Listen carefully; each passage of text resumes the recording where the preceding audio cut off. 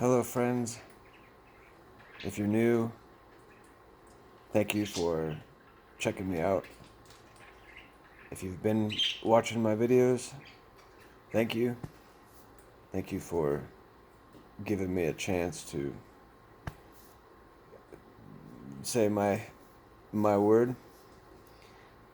Topic today that I have is companionship. I wanted to say unfit companionship, or maybe I'll title this video mental health and companionship. It's along that. So this is something that I was thinking about tonight because I was just at the grocery store and I noticed someone that was very attractive. And we were smiling at each other.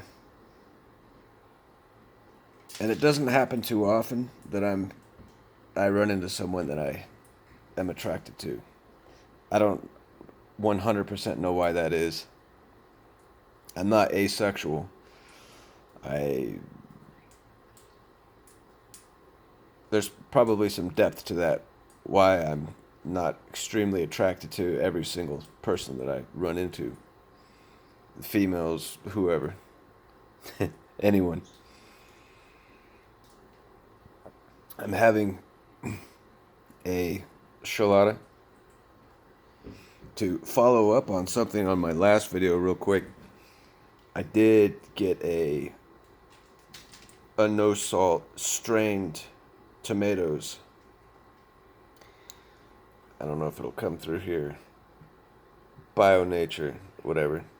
I was looking at the tomatoes for a while, and the little selection that they have of canned tomatoes, the Italian tomatoes and all that, and then when I saw that, that's what I was looking for.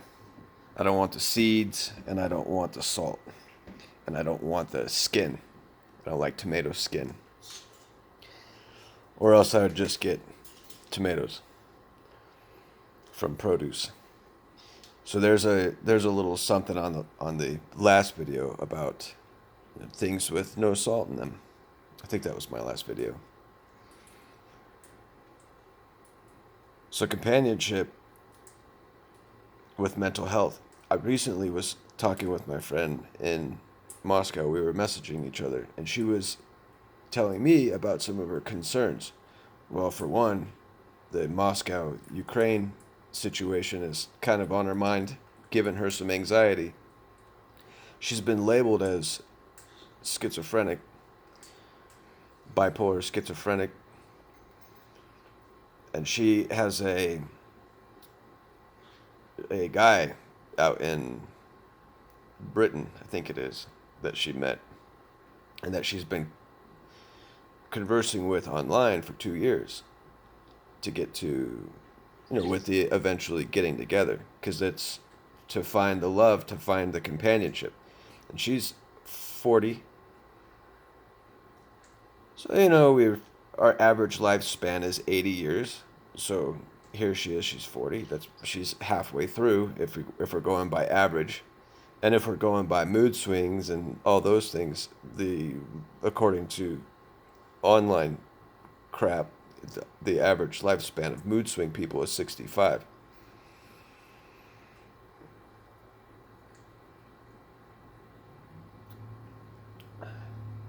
She was saying that her concern is that she's not going to make it out to this guy, because he's not coming out to get her. Because one, their airports have been shut down, the same as ours were, and they're who can come in and who can come out for the last 2 years because of all that stuff. And then still there was a way that the guy could have got out to her. There's a way. There's always a way. That's how, this is what I was saying to her, is you always know these things. Who's really willing. I can message you all the time, say, oh, I love you and all that. Well, that's totally different if you've never even met each other, ever. I think there's a general love inside of your body and I'll get to that.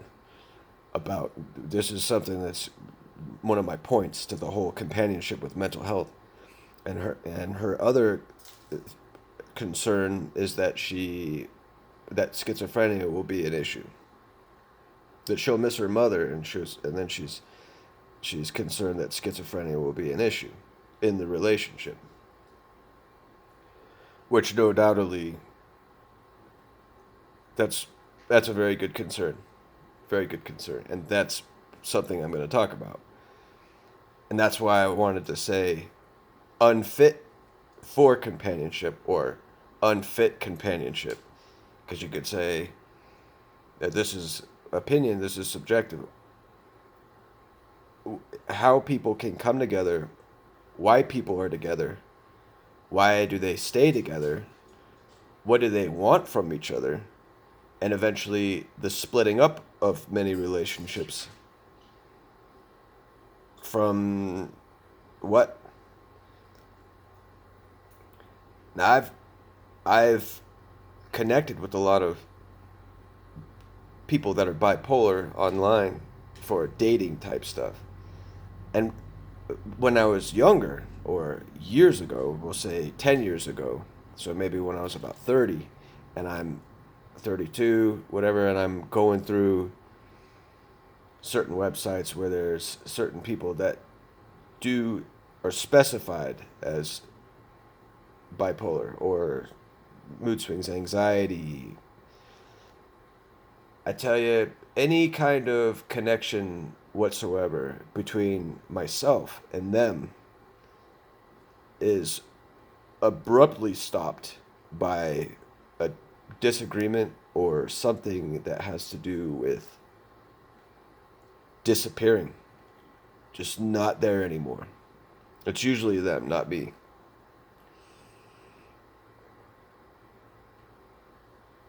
There's usually a hang up. If you haven't noticed on dating websites, even outside of mental health, where they'll say, I'm looking for a Christian man, I will make no exceptions to this. Okay. Well, that's what they want, and you'll notice that there's a lot of women on there that will put that, or they'll say, I'm looking for an outdoorsy guy that likes to go camping, and I love watching football. And this is the female. Okay. And a lot of times they'll say, there's no exception to this. These are the things that I want to do. It's very important to me. Or they'll write, if you only write 2 sentences, forget it, buddy. You're out of here. And this is their description. In my opinion, that's not a very welcoming thing.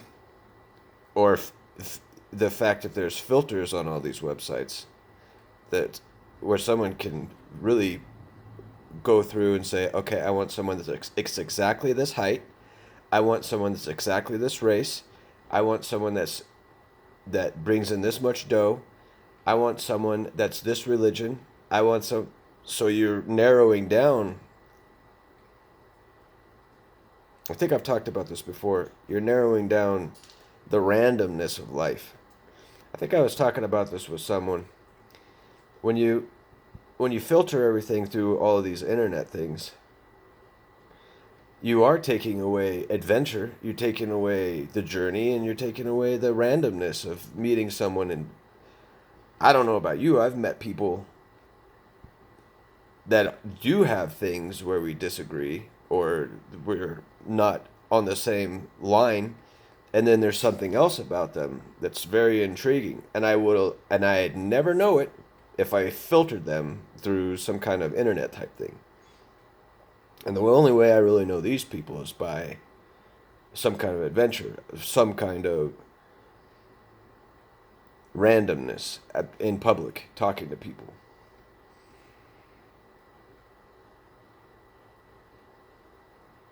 Now, as far as sex goes with companionship, that's a thing where attraction is really important as well. Because I could have someone's, I could have someone who's attracted to me and I'm not attracted to them, and we're having a great conversation left and right. Well, something that's really bothersome is that people have to be so, even myself, they've got to be so stringent in their selection, or the instinct for selection is kind of cruel and kind of brutal in a way. And I realize that there's a lot more to selection when I really can forget about sex. When I forget about sex, things open up for me in different ways with other people. It doesn't mean that I'm going to want to talk to everyone. It doesn't mean that I'm always going to be in a mood to talk to people. It's fragile. It's a fragile, delicate situation where attraction is. It's socially accepting, being accepted, and this is another point that I'm going to bring up. If you're in a companionship, how are you going to be able to go be what you want to be? How are you going to be able to go and do basically whatever you want to do? And then what are you? You're selfish if you want to do what you want to do. So I'm recognizing some kind of conditioning going on there. If I want to do whatever I want to do, I'm selfish. Or I really don't want to use the N word, and you'll know what that is. I won't even say it. I don't know about that. If I'm gonna go break away from the chains of freaking sex, in my opinion, because it really is, it's gonna make me do a lot of things where I am blocking things in life. If all I'm wanting is sex, if all I'm wanting is this and all I'm wanting that, I'm filtering out other things in life.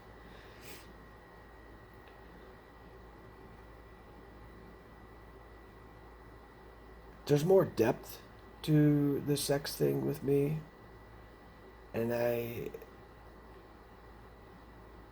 it's not good, and I don't really feel too good about what's inside what's inside my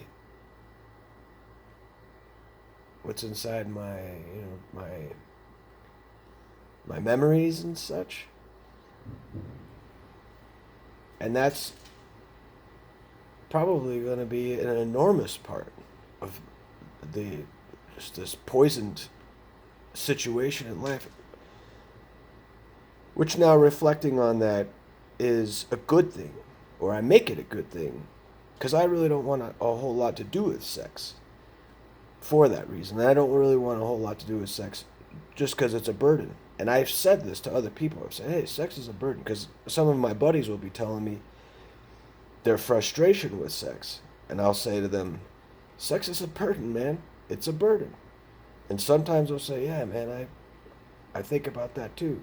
I think, hell yeah, of course we think about that. We're getting tugged around by this instinct that we were born with, just to be this creature. And I'd rather be more than that. I'd rather be more than just a beast walking around just needing to screw.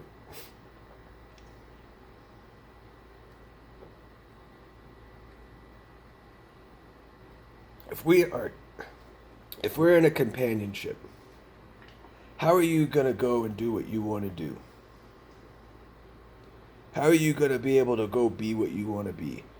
How many times have you heard people say that they need to break up with you, or you need to break up with them, or you've heard your friends say that this is their reasoning for breaking up with someone, that they needed room to grow, or they needed their space.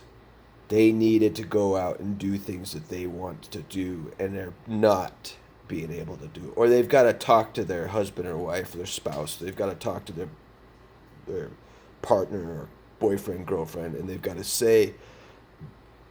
to communicate that they need space, that there's not enough space there, that someone's real up in their crap all the time. And you know, people with mood swings generally are associated with clinging, or obsessing, or you can probably come up with 10 different things that I'm not even bringing up.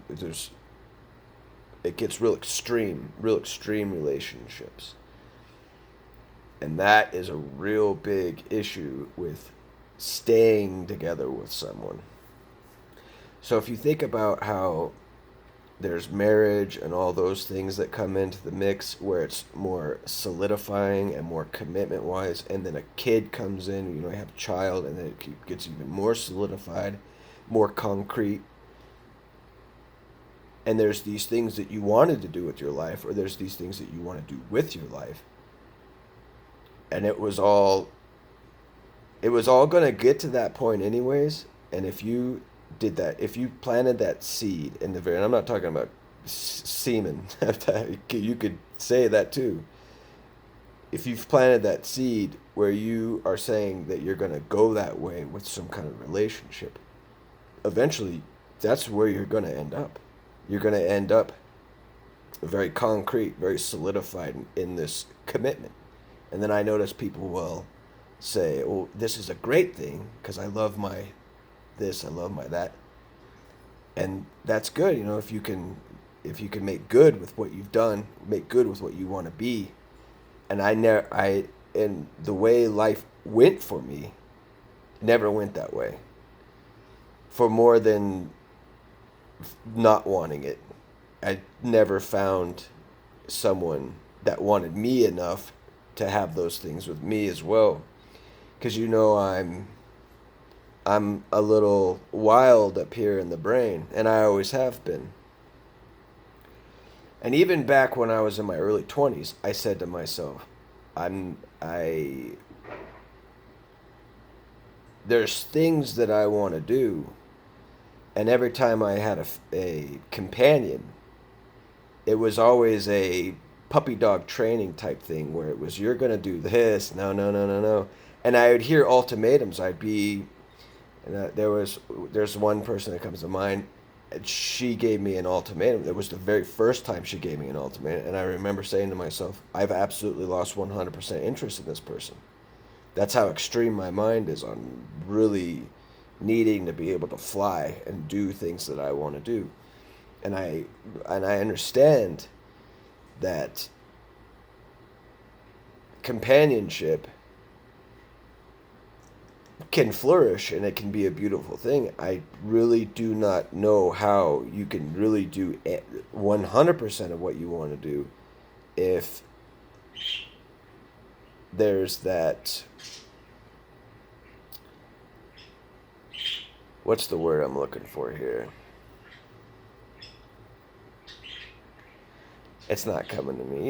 If someone is basically constantly doing little things, and they're little Lego pieces of you, and how they interact with you to get you a little bit more on their side. And this is the give and take of relationships. And and if you are in a relationship, I think you can take something from that. If you're putting something in and then you're taking something away, then what kind of person are they? What kind of person are you? And okay, here's a marble for you, here's a marble for me. And where in the hell are either one of you gonna go if you in the social system of going up and with products and taking things and consuming? Where are you gonna go if you're doing that?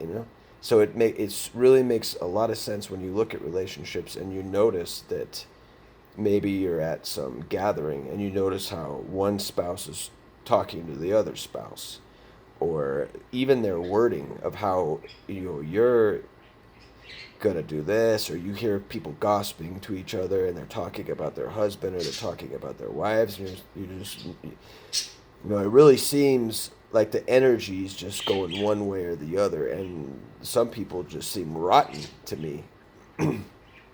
Not to say that they are not loving, not to say that they're not caring of their family and their whatever. I'm saying these things can just go off, and you could be 5 years into a relationship and not even realize that you're a bloodsucker. Now, no doubtedly, we are all bloodsuckers one way or another. Every time I sit down and have my meal, I'm partaking of life. Every time I sit down and this tomato juice that I'm having right now in this beer, someone picked that. And someone was bending over picking that. It doesn't, the give and take of life doesn't, you're not exempt from that, no matter what.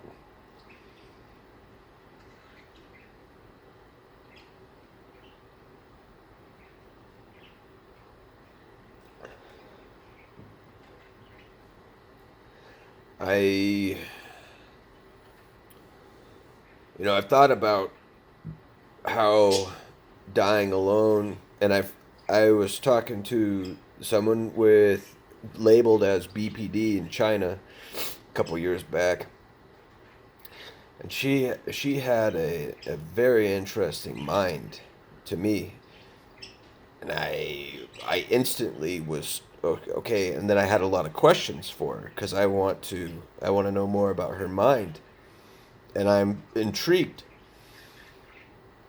Then of course it was she recognized, or she said that I was doing this or doing that, and it's never basically fails. There's always something. There's always something that just gets in the way, and then they're gone. And then she disappeared. She didn't want to talk anymore, and she was she was saying something about being found dead alone on the floor. And I've thought about that numerous times because I've seen videos of a guy in Japan that was he lived alone. He was in extreme isolation, and they were showing his apartment and everything and where he was at and what happens when that happens. Not to get graphic or anything. And the reality is, if you're alone, that's really possible that you're gonna die alone. And I was watching something with Katharine Hepburn, random stuff, and she was talking about her lover that she had, and an interesting relationship that they had. He was married to some other woman, and then he lived with her, and he had kids with this other woman, and they stayed together because of social pressures and all that. And she was saying that he went to go get tea and dropped dead right there getting tea. And I was thinking about that. In a sense, he did die alone. It was abrupt. A beautiful way to go, in my opinion. Going to get his tea in the middle of the night, whatever the hell that is, and he had a heart attack or whatever right there. And, essentially, he died alone. He didn't die next to her. That's the anxiety part of companionship, is thinking in ways of the reasons why you absolutely need that companion, even if they are a bloodsucker, even if you're pressuring yourself to stay with that person or to be with that person, you're still you're still going through anxiety with that instinct, with those urges of thinking that if they leave or you leave them, that you're not going to have that comfort, or you're not going to have that person there to be with you when you're dying, or that person's not going to be there to take care of you when you're sick, or that person won't be there to listen to your crap, or they're not going to be there to listen to how your day went or any of that stuff. You don't know how to live alone. And this might be even more of an issue for companionship if you've been in companionship for a long time and you don't know what it's like to live alone. So I've been alone, companionship wise, my whole life. Only 2 years I had a live with companion of my 41 years that I've been alive, to give you an idea of how I know how to live. And so all that time, the way I know how to live has very little to do with companionship, and it does have a lot to do with mental health. And then realizing afterwards or during that I recognize the companions that are together are kind of bound in life, that they're not really gonna go out and do whatever they want to do. And so if you are isolated and you are single and you're sad because you're alone, think about that. Think about how you really can do whatever you want to do. You want to walk around the house naked? You want to do leave something out on the counter? You want to wash the stove maybe 3 or 4 times less, or do things when you really want to do them? You can. Can you do that with a companion? Probably not.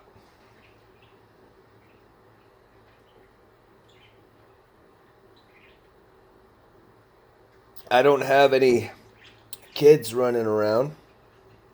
I've got my birdies, and they need, and want. And kids, when you have kids and you have little babies and all that, if you haven't had a kid yet and you're wondering, mental health wise, and you're wondering, well, do I want to have kids? Do I want to do this? Do I want to do that? Well, I have an opinion on that as well. And this is my opinion, and this is probably another video in itself. I'll go ahead and talk about it briefly.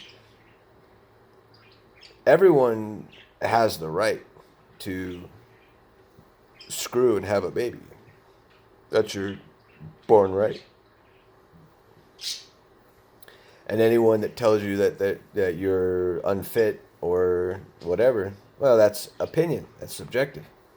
I mean, you could have 2 Down syndrome people, they get married, and they have a child, and that's their born right. I mean, they physically can. If there's language or there's people saying, oh, I don't think that's this or that, or it still doesn't matter. They can still get together and they can still breed and they can still have a child. So it's still probable, it's still possible for them to be able to do that. So are you going to get in the way? Or probably not, because there's not really a whole lot you're going to be able to do about that. There's people that want to stop people from being able to do what they physically can do, and they fail because people still find ways to fuck. It's same for mental health people. So the same as my friend in Moscow who's got that concern whether or not she can be okay in that relationship. Well, there's rational thinking, and then there's the anxiety part where you think 1,000 things that do not pertain to shit, and you're sitting there thinking that you're unwell and you're not going to make it. I don't know, maybe that's something that you can think about, is that you can, and you have that physical body to do what you will.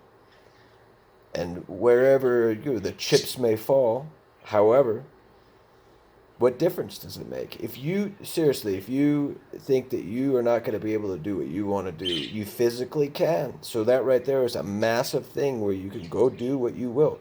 And a lot of people will get that gust behind them, that wing beneath that wind, and they fly with their beauty, with their talent that they were born with. And someone can have zero attention to their mental health and do really quite well, and then burn out. and then realize, and then carry on with their talent, their beauty. And this is the differentiation between all of us. What kind of availability do you have in life? What can you do with what you have? Your resources, your born resources. If you have the physical ability to do what you want to do, keep these things in mind.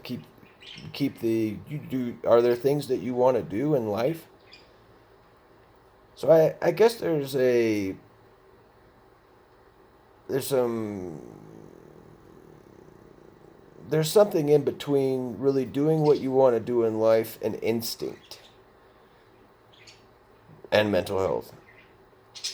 If you're rational about mental health, personally, I don't want to have a child, and I'm not saying that everyone needs to take this in to what they need to do. I'm saying I don't want to have a child, especially now, at the age that I am now, because I am so moody that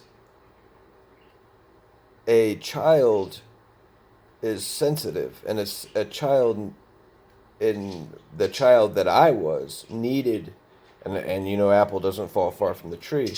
The child that I was needed people to be sensitive to me,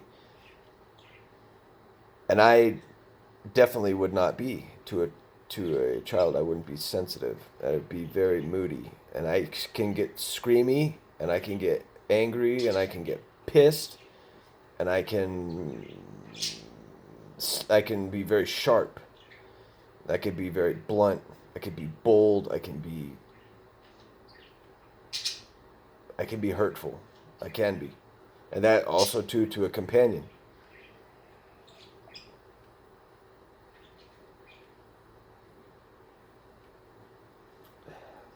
So every time I run into someone where there's that attraction, where I'm looking at them and I'm thinking, and then all those things start turning in the head, all the gears start going. So, yes, what? Yes, yes, yes, yes. Well, that's basically my dick talking for me, saying, "Hey, we need to do something here." And then my brain now says, "No, no, mental health and moods and not good enough, and things are things are shaky. We just don't know. We don't know." Well, am I cutting myself off from the beautiful things in life? I don't think so.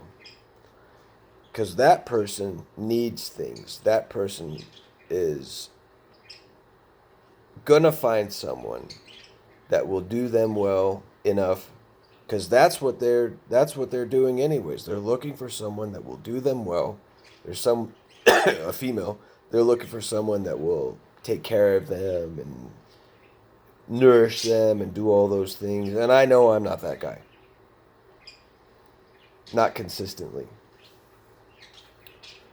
So I'm already. I'd like to think that I'm being rational about how I'm going to have a relationship with that person. Because if you're not thinking about that in the first place, then that's selfish. That's the N word. I don't think that. I really am. I'm thinking, no, they've got needs. They've got wants. And it's far beyond a screw for the woman. And I know this. They want much, much more than a screw. And I I recognize beauty, I recognize health, and I recognize the energy around someone when they're glowing. I can notice this. And as soon as I notice that, my heart starts beating. I start breathing a little bit more. And I know that I'm in a strange situation, because this rarely happens.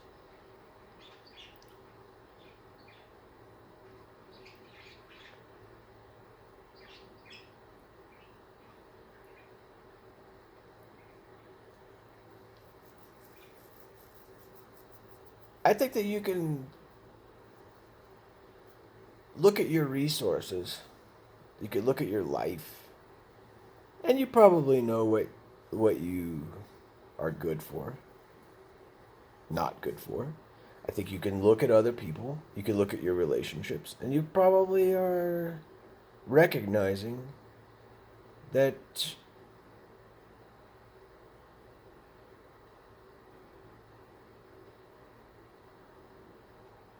the future, the future companionship that you may or may not have might have something to do with your wants and needs. If you're connecting with other people mentally, and you can say, your urges are going to be very, mm,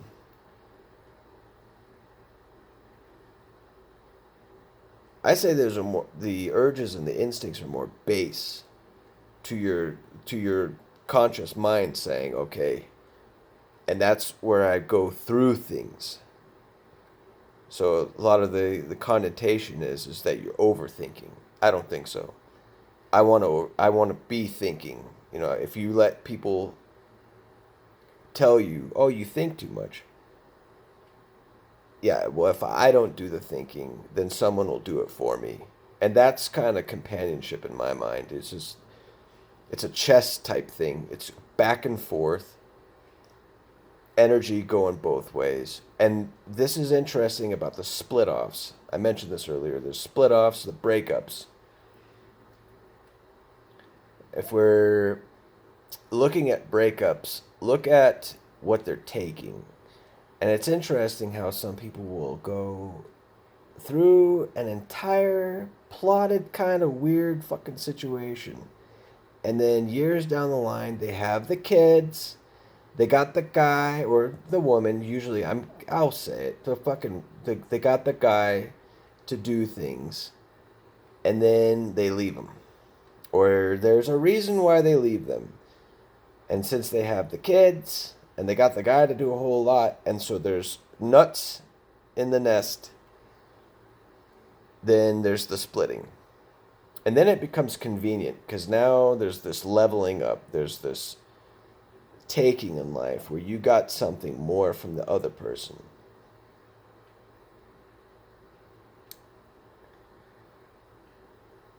And I think that is a massive fear or concern that a lot of men have. And a concern that women have is that the guy will be overtaking, not provide that all those nuts, keep them strung along with kids, and then leave. And I understand that that's a big fear that females have. So the anxiety might have a lot to do with the reason for security and making sure that you are properly able to get to that point. And then similar to the Games of Thrones last episode where she's this good person forever and then she decides to just take everyone out. And for an anxiety type situation, in my opinion, it's and then also too, Jon Snow having to take her out because she's now a risk. So anxiety. Notice a lot of anxiety and everything. Fear. Well, anyways, that's my thoughts on companionship for right now, and I think that you and I, if we're going through mood swings and we're going through something is the matter with our brain to the point where we're standing out so far that if you're standing out so far and you're so different from everyone, maybe contemplate what it takes to be away from all that stuff, to be away from a concrete, solidified situation. Because there's nothing in my brain that's concrete or solidified. There's nothing in my brain that's consistent. There is, and we could get real deep about that. Basically, my essence of my life is not. My days are not. You might know the angel until you realize that there's a very dark being inside there that will come out and snap at you. You just don't know. Not not saying that I'm not loving, that I'm not caring, that I there are people that I care about. I do have love in my heart. My point is, if I'm in a mood and I have a person that does not understand, then we're going to have a conflict of interest. So you have the bending will. You have people that they'll bring it or they'll fucking fly. They'll go away. And then there's that escalation in life. I think that's how a lot of people really get on in life, is by knowing when they've got a person that they can basically use. And it's interesting how sex, from a male and a female perspective, is used in companionship, and how it's a tool for getting more in their lives and leveling up, upgrading their lives to where, you've got a person that you knew 20 years ago, and then they message you or you message them, and they tell you, yeah, I got here, and I've been married 3 times and whatever, and things are going real well, and all I can do is just kind of be disgusted in a way. I just think of people just using people in life. And what's the end out of all that anxiety and all that fear of what's going to happen to your flesh and everything? That you just turn out to be old and die anyway. So it's, anxiety and fear and what you do with people is really something to contemplate. And to end this, I'll say that love is a beautiful recipe for communication, and any kind of communication.